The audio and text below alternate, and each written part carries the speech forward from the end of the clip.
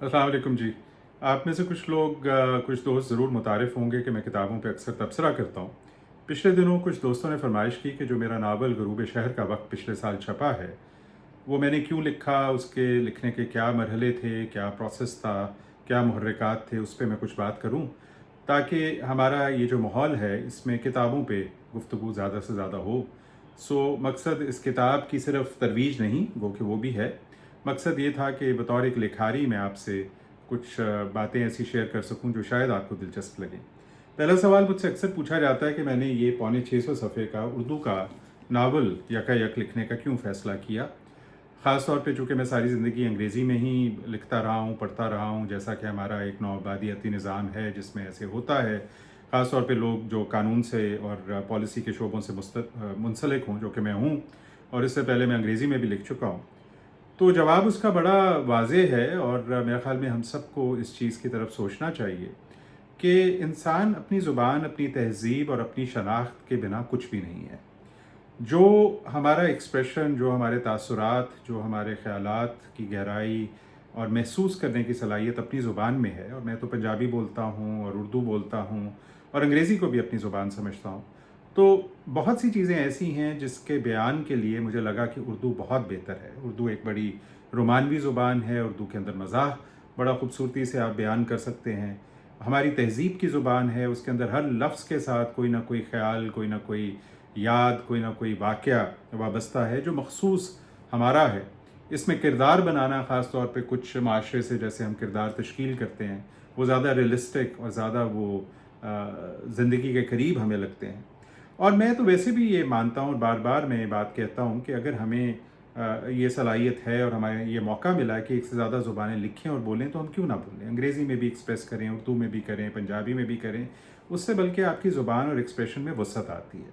तो आजकल मैं इस किताब को अंग्रेज़ी में अस्सर-ए-नौ लिखने की कोशिश कर रहा हूँ और इस साल के आखिर तक शायद ये इंशाल्लाह प्रोजेक्ट मुकम्मल हो जाएगा। 99 इसमें चैप्टर हैं और ये एक मखसूस जो हमारा ख़ास लीनियर स्टोरी टेलिंग होती है उसकी तरह नहीं है, जिसमें आप खालिद और रज़िया से मुतारिफ़ होते हैं और आखिर में उनकी शादी हो जाती है। ना तो इसके उस किस्म के प्लॉट हैं, इसके अंदर तो कुछ फ़लसफ़ियाना बातें भी हैं, कुछ साइंस की बातें भी हैं, कुछ नॉस्टैल्जिया भी है, कहीं खुदनविश का पहलू है, तो किसी जगह के ऊपर माशरे के नुक्ता नज़र से या मुख्तलिफ़ किरदारों के नुक्ता नज़र से बात की गई है।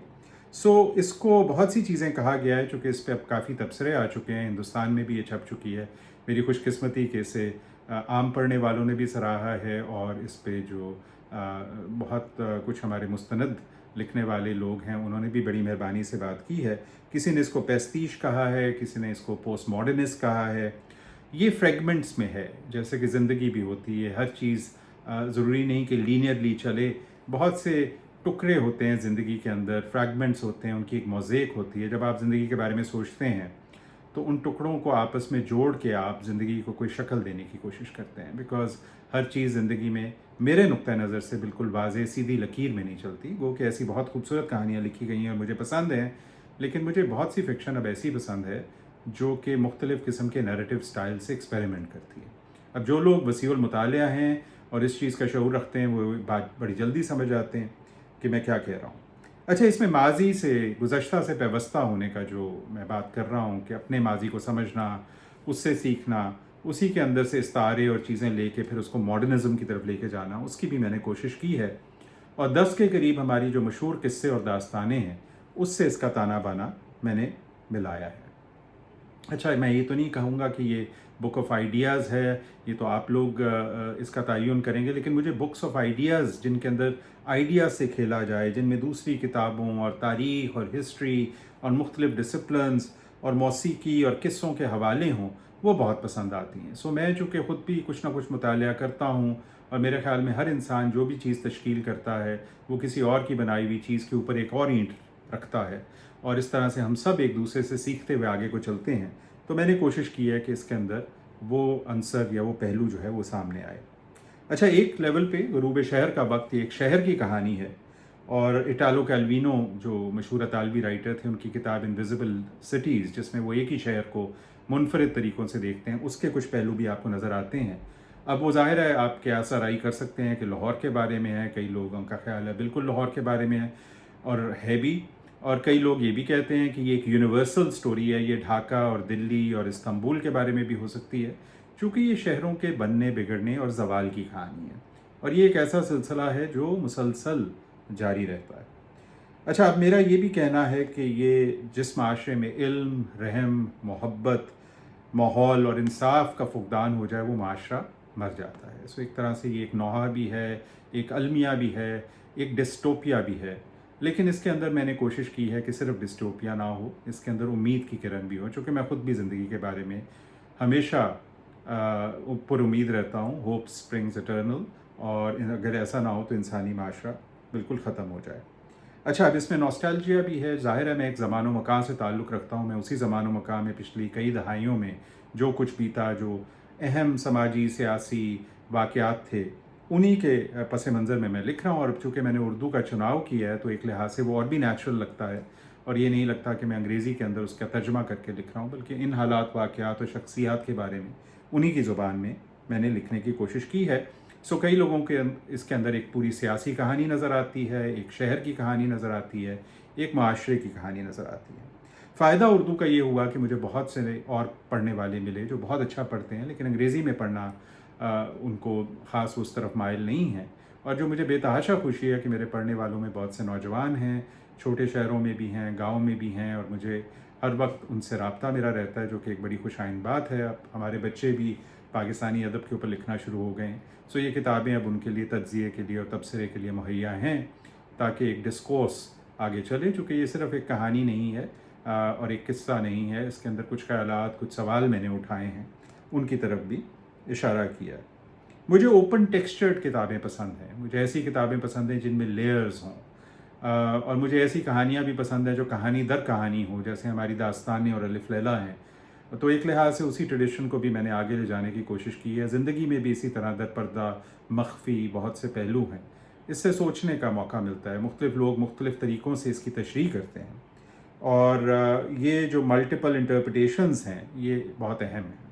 پھر زبان ایک بڑی خوبصورت اور دلچسپ چیز ہے، اور مجھے لٹریچر ایز اے اسپیکٹیکل کا آئیڈیا بھی پسند ہے، مجھے زندگی زبان کے ساتھ ایکسپیریمنٹ کرنے کا بھی شوق ہے۔ سو اس میں بہت سے رجسٹر ہیں، حالات و واقعات اور کرداروں کے مطابق طنز بھی ہے، رومان بھی ہے، خوف بھی ہے، تنقید بھی ہے، افسوس بھی ہے، اور پرمسرت لمحے بھی ہیں زندگی کی طرح۔ اس کے ساتھ ساتھ انسان نہ صرف اپنی باطنی زندگی کو دیکھتا ہے اور اپنے معاشرے اور شہر کو دیکھتا ہے، وہ آسمان کو بھی دیکھتا ہے، اور وہ ہمیشہ کی طرح وہ ابدی سوال پوچھتا ہے کہ کہاں سے آیا، کیوں آیا، اور کہاں جا رہا ہے، اور وہ سوال اور وہ فلسفیانہ جو اس کی جستجو ہے، وہ بھی اس کہانی کا بڑا اہم حصہ ہے۔ اس کا جو مرکزی کردار ہے وہ ایسے سوالات اکثر پوچھتا ہے۔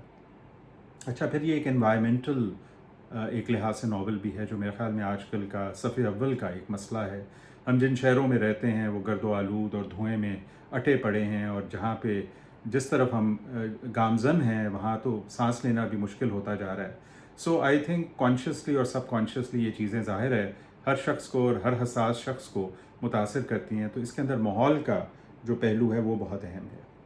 اچھا، اب اردو کی ایک بہت خوبصورت چیز اور ایک منفرد چیز اردو کی شاعری ہے، اور جس طرح کا وہ آپ کے لیے ایک ماحول پیدا کرتی ہے، اور جس طرح کے تاثرات آپ کے اندر پیدا کرتی ہے، اس کا اس پہ بڑا اثر ہے۔ اس پہ خاص طور پہ مجید امجد، نون میم راشد کی شاعری کا بہت اثر ہے، جنہوں نے بہت ہی انوویٹو طریقے سے اس زبان کو استعمال کیا، اور جس طرح کے خیالات جو ہیں ہمارے سامنے لے کے آئے۔ لیکن ساتھ ہی ساتھ اس میں کچھ ایسی شاعری بھی ہے جو آپ کے سامنے اس سے پہلے غالباً بہت کم آئی، یا آئی بھی تو مخصوص حلقوں میں آئی، تو اس کو بھی سامنے لانا جو تھا وہ اہم تھا۔ اب سوال یہ پیدا ہوتا ہے کہ ہم لکھتے کیوں ہیں؟ ایک لحاظ سے تو تمام لکھنا ایک انتہائی انفرادی قسم کا عمل ہے، خود کلامی ہے، کیتھارسس ہے، اور ہماری کہانیوں میں کئی کردار اصلی ہوتے ہیں، کئی نقلی یا فرضی ہوتے ہیں، اور کئی جو ہیں وہ دوسروں کا امتزاج ہوتے ہیں۔ ہماری کہانیوں میں ہمیشہ خود نوش کا پہلو بھی ہوتا ہے، اور بہت سی چیزیں ہماری تخیل کی وجہ سے پیدا ہوتی ہیں۔ تو یہ کتاب بھی اسی طرح سے ہے، اس کو خود نوش کہنا بھی زیادتی ہے، اس کو بالکل خیالی سمجھنا بھی غلطی ہے۔ لکھی اسی لیے گئی کہ میں اپنے آپ سے خود کلام تھا، میرے ذہن میں بہت سے سوال تھے، میرے ارد گرد جو زندگی کے بہت سے حالات و واقعات تھے ان کا میرے پہ اثر تھا، اور ایک لحاظ سے میرے اندر یہ جستجو تھی کہ میں اس کے بارے میں کچھ کہوں، اور وہی میں نے آپ کے سامنے پیش کرنے کی کوشش کی ہے۔ جن لوگوں نے اس کو سراہا ہے میں ان کا بے حد ممنون ہوں۔ شکریہ۔